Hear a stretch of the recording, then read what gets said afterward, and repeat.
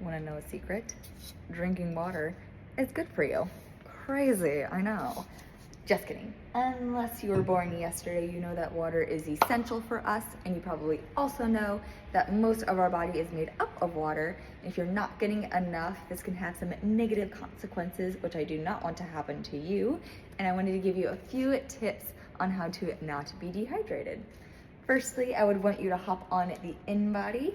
If you are not aware, the inbody uses our total body water to do its scan. It has that electrode that runs through us to differentiate between lean muscle mass and body fat mass. And the more muscle you have, the easier the electrode will move through your body because your muscles retain more water than fat.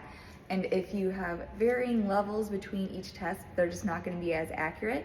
So just make sure you're not eating or drinking about 2 hours beforehand or having very minimal amounts to just make sure they're consistent each time.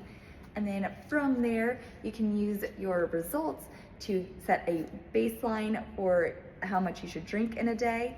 The research is mixed on how much is optimal for us, but a good rule of thumb is to use your body weight divided by 2 to get that ounces of water a day. An example would be an individual weighing about 150 pounds, divide that by 2, that gives you 75. So their minimum would be 75 ounces a day, but going above and beyond that would be ideal because you're more likely to be dehydrated than overhydrated.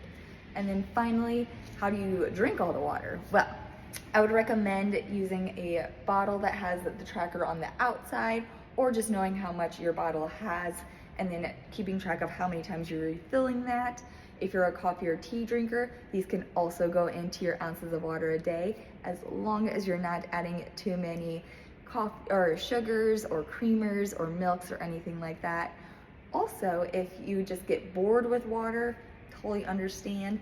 Getting a sparkling water or a mixed packet that has different flavors, just making sure they don't have any added sugars in them, could also help you out.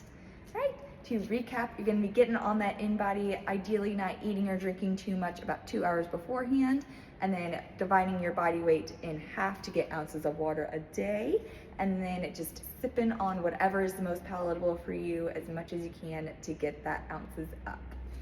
And the more water you drink, the more likely you'll see your energy levels are rising, and you're going to be performing your exercises a little bit easier.